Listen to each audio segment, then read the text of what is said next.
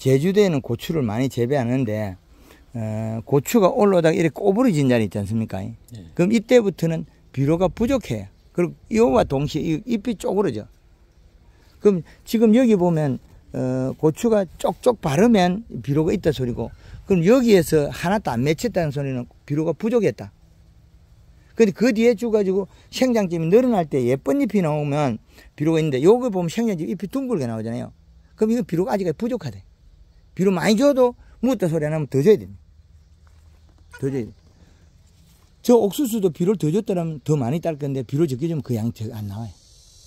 요 바람 불어서 이파리 다 하얗게 말라버린 거예요. 얼마 전에 바람 좀 세게 불었지. 예. 그래서 잎이 꼬이네.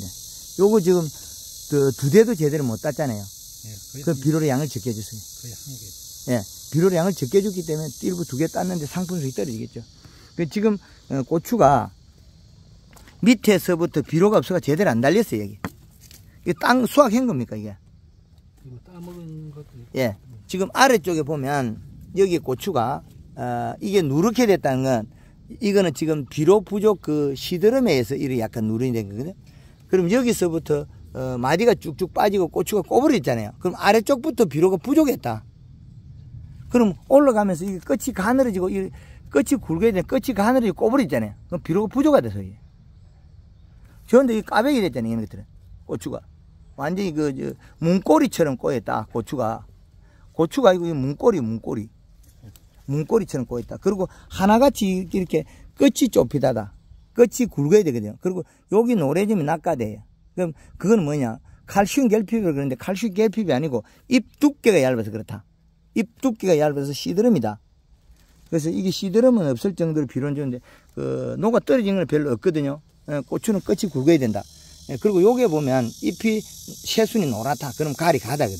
이 땅에는 요 조그마한 이거 우리가 수박도 심고 고추도 심고 옥수수 심고 뭐 여기 우리 가지도 심고, 그럼 우리 텃밭으로 쓰기 때문에 여기는 가리가 만연대가 엄청나게 가리가 많이 들어있다는 거죠. 가리 비료를 이때까지 너무 많이 좋은 밭이다. 끝이 고추가 굵어야 되는데, 이렇게 굵어야 되는데 굵은 고추가 별로 없고, 요거는 보면 언제에서 비료가 들어가가지고 가리 가다에서 잘 못 크고 있다. 지금 크니까 열과 인성을 실금이 착착착 가다. 이게 더 심해지면 쪼개져 버려. 그리고 전다 지금 꼬부리가 된다. 꼬부러진다. 끝이 좁히다다.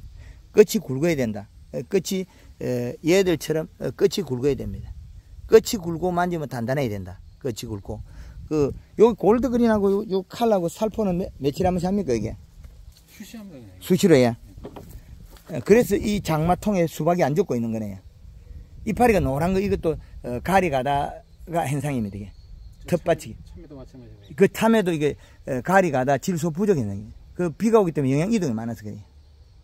그 고추가 꼬부러지고 끝이 이제 지금 위에 생장점이 안 열고 잎이 여기 안 열었던 건 비료가 부족해서 안 열은 거고, 그러면 요런 것들을 보면 보통 보면 요걸 갖다가 시들어가 말라 비틀어지면 칼슘 결핍이라 그러는데, 칼슘 결핍이 아니고 잎 두께가 얇아서 시드름이다.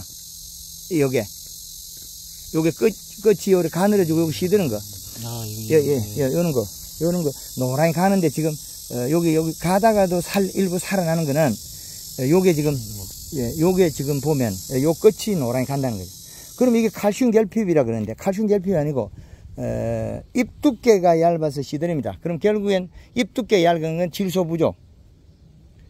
질소를 먹고 뿌리가 소화를 시켜서 잎에서 아미노산, 단백질, 탄수화물. 비료 일로 줘도 다 먹겠습니까? 그렇죠. 뿌리 끝 줘도, 비닐 끝이 줘도 돼.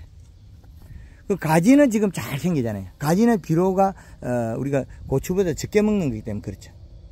그래서 지금 여기는 그래 끝고추의 끝 시드름, 잎 두께가 얇아서 시드름 현상은 그래 많지 않은데 여기도 일부 있다는 거죠. 그 보면 요런 것들이 이제 이런 것들이 그 칼슘 결핍이라고, 칼슘 결핍이 아니고 가리 질소 부족, 잎 두께가 얇아서 시드름이다. 배가 고파서 굶어 죽은 거죠. 이건 배가 고파서 굶어 죽었다.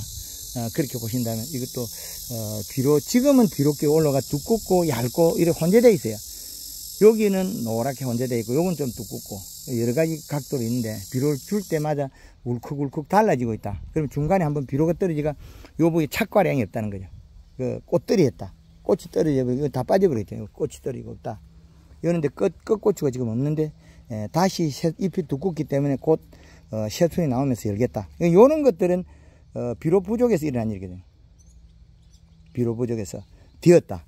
그래서 고추에 그 심을 때 우리가 그 이런 텃밭에는 우리가 매년 우리가 퇴비도 주고 복합비도 주고 NK 주고 이래가지고 가리 가다 높다. 그래서 이런 밭에는 심을 때 이제 100평에 요소 한 포 반 정도 그걸 미비를 넣고 추비는 이게 잎이 크다가 마디가 늘어지거나 여기 보면 잎이 그 마디가 이 마디가 늘어지거나 그렇지 않으면 잎이 큰 잎알이 요리 쪼글쪼글해질 때 큰 잎알이 쪼글쪼글해질 때 이때 비료를 줘야 된다. 그때부터 비료 부족 현상이 나타났다.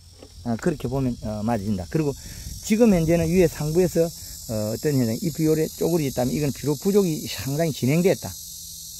비료 그 잎은 쭉쭉 뻗어 있어야 되는데 잎이 꼬부러져 있다. 잎이 쭈글쭈글하다는 건 비료 부족에서 열상을 입었다. 잎 두께가 얇아서 고온 열상을 입어서 쭈그러졌다. 열에 뒤있다. 햇빛에 그렇게 보시면 되겠고 지금부터라도 뭐 제주도에는 고추가 가을까지 계속 달리니까 비료 충분히 주고 골드그린 칼라 연면시 해주고 하면 고추도 맛있고 많이 땁니다.